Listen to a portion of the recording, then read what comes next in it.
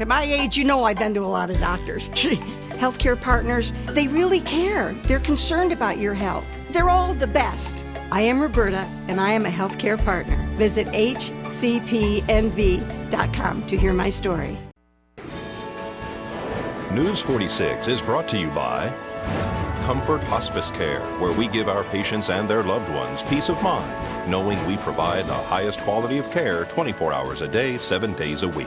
For more information, call 751-0349. News is also brought to you by Bees Embroidery and Garment Printing, specializing in custom and personalized decoration of gifts, garments, and more.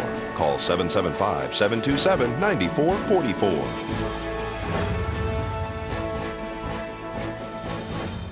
Tonight on News 46, an Act of Kindness Award is presented at the DA's office.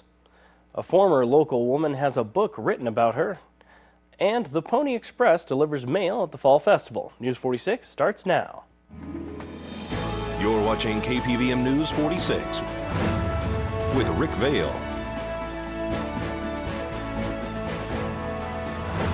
and Monique Mitchell.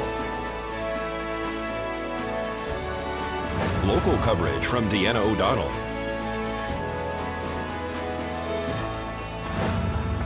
News 46. Local coverage you can count on.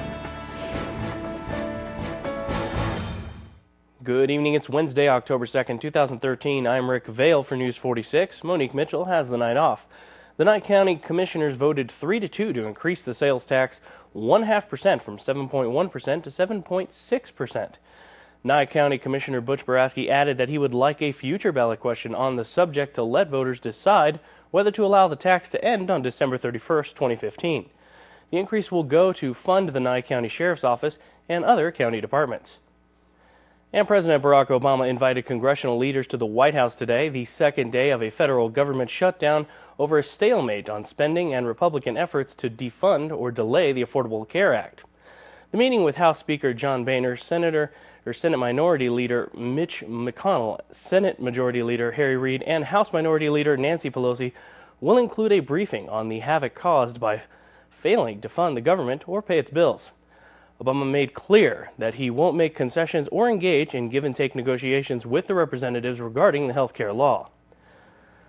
And an Act of Kindness Award was presented to a very special, inspirational young lady this morning who works for the District Attorney's Office. Good morning, Pahrump. We're up at the District Attorney's Office in Nye County here, and we're here to present an award to an amazing young lady. The young lady I heard about, and when I heard her story, she inspired me. And so we're here today just to present an Act of Kindness Award to Kayla Ball. She's a special person.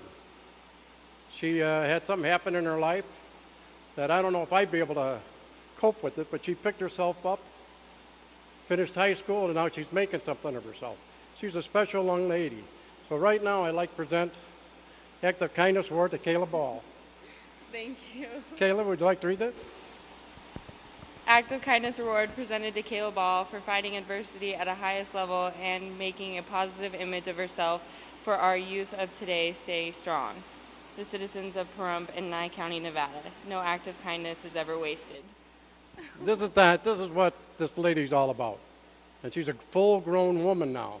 And she was a full-grown woman at 17. So anyway, you young people out there, if you got something negative happen to you, don't make another negative. Do something positive like Kayla does. She's making something of herself. She is somebody special. She is a lady that I'll always be inspired. And God bless you, Kayla. Thank you. And keep on doing the same and stay on the straight road. Okay? Thank you. All righty.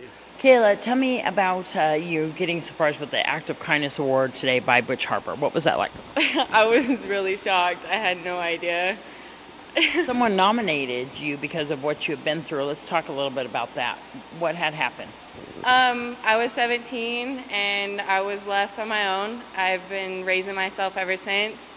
So I basically just focused on finishing school and bettering myself towards my future so that I wouldn't have to be homeless and on my own. So when you came home, your family had moved away? No, my mom basically, yeah, she had to get out of this town for herself, so she wasn't doing good here. So she moved away with my sister and left me here to raise myself and on my own. Do you still speak to her? No. What happened after that? Where did you go after that?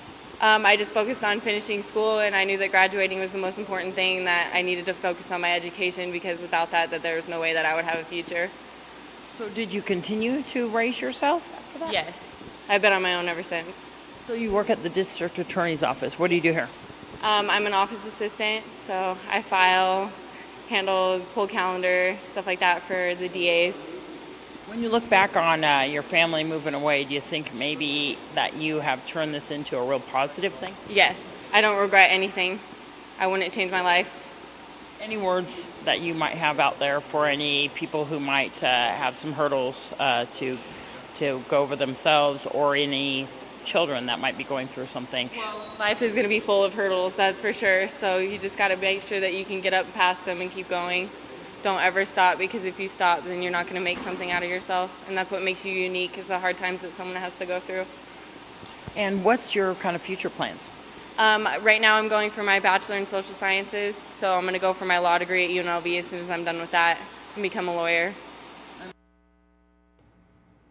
And the jury in the Michael Jackson wrongful death trial informed the court this afternoon that it has reached a verdict. The jury found the concert promoter AEG Live not liable in Jackson's death. Jackson's mother and 3 children sued AEG Live in 2010, contending the company's negligence in hiring, retaining, or supervising Dr. Conrad Murray was a factor in the singer's June 25, 2009 death. And folks, after the break, Marty Salt informs us about a vitamin recall.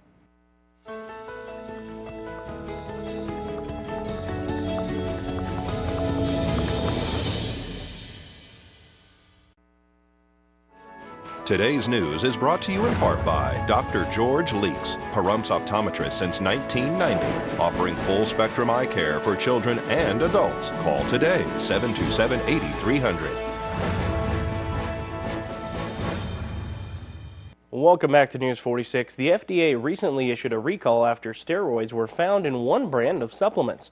Marty Salt has the details about these tainted supplements and what you need to know to keep you and your family safe and healthy. This portion of the news is brought to you by Desert View Hospital and Mountain Valley Physicians Group. Don't put your health on hold. We have time for you. Call us to schedule your appointment, 775-751-7100. The choices are endless. I think for consumers, it's really a challenge. A challenge to find vitamins and supplements that work and won't hurt you. I think that's how you really empower yourself. I would rather, pay the extra $1 in case there's a problem. Dr. Kenneth Spaeth recently noticed a problem. About 20 of his patients taking the same brand and type of supplements were getting sick.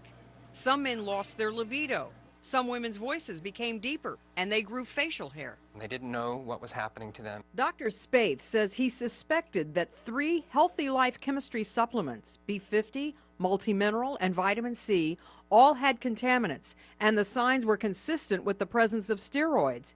His suspicions led to a national recall. Howard Chasser owns a health food store and says you do need to be careful. There are some bad players out there like any other industry. Chasser offers you 3 safety tips. First, choose a well-known brand. There are brands that contract out the manufacturing process, but many companies that do this have significantly less control over the quality of their products. And do your research. If the bottle says manufactured for, then you can start by calling the contractor for information on raw materials used. Ask questions. And be critical. If the claims on the bottle sound too good to be true, Chasser says they probably are. There's no magic pills. Dr. Spaeth advises you that you always check with your doctor before taking any vitamin or supplement. I'm Marty Salt reporting. And you can find out more about the vitamin recall on the Federal Drug Administration's website, fda.gov.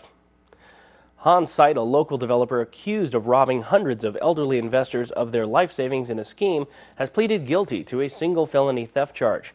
The agreement was struck with the Nevada Attorney General's office. The 71-year-old site was indicted in 2011 following a 3-year securities fraud investigation that began after he filed for bankruptcy on a $70 million debt in September of 2008. Site faces 1 to 10 years in prison. And the U.S. Environmental Protection Agency will hold 11 public listening sessions across the country to solicit ideas and input from the public and stakeholders about the best Clean Air Act approaches to reduce carbon pollution from existing power plants. Power plants are the nation's largest stationary source of carbon pollution, responsible for about 1/3 of all greenhouse gas pollution in the United States. For more information, go to number2.epa.gov. And while she's been working with horses and livestock since she can remember, the former longtime Pahrump resident Susan Bell Carreras is now the subject of a book that lists her as the only female in her field in the United States. Yes, for many years. This is like the love of my life. I love the arena. I love the people that work in the arena with me. They're the backbone of the rodeo every year and have been for many years. I'm so dedicated to the Pahrump Rodeo and the people that I work with that I drove from Tempe, Arizona to volunteer. How many years were you here in Pahrump? I was here for 14 years. And helped kind of establish this McCullough Arena and get everything going. What do you do as your position here? I am actually the stripping chute boss. I used to do the cowboy chuck wagon when we had our big PRCA rodeo, and as everybody knows, we don't have the PRCA rodeo anymore, so I get out of that assignment. So all I get to do is go back and work with the broncs and the bulls and have an awesome time and keep my crew safe, and that's what I do. A unique position because you're a female. Tell me about the statistics of how many females are in this position. I'm it. That's it. I am the only woman stripping chute boss in the PRCA, IPRA rodeo industry across the whole United States. I'm actually very humbled by this. I'm in an upcoming book as the only woman stripping chute boss, and for my love of rodeo, the name of the book is going to be Bronx Bulls and Buckles by Stephen Bacquet. It'll be out in the next couple months, so you're going to have to buy a copy. And this book is going to be sold everywhere, so of course I'm sure you can buy it on Amazon and everything. So you're going to tell a little bit about your life? Well, it's been a long one. From the gray hair, you can tell. I just was born loving horses, and my family in Utah, my mother's from Salina, Utah. My family started the Salina, Utah rodeo. They still participate and help run it today. And I've just loved rodeo and horses and cows since I was a little girl. I was discouraged by my parents because in those days, girls didn't do this. And it just actually happened by accident.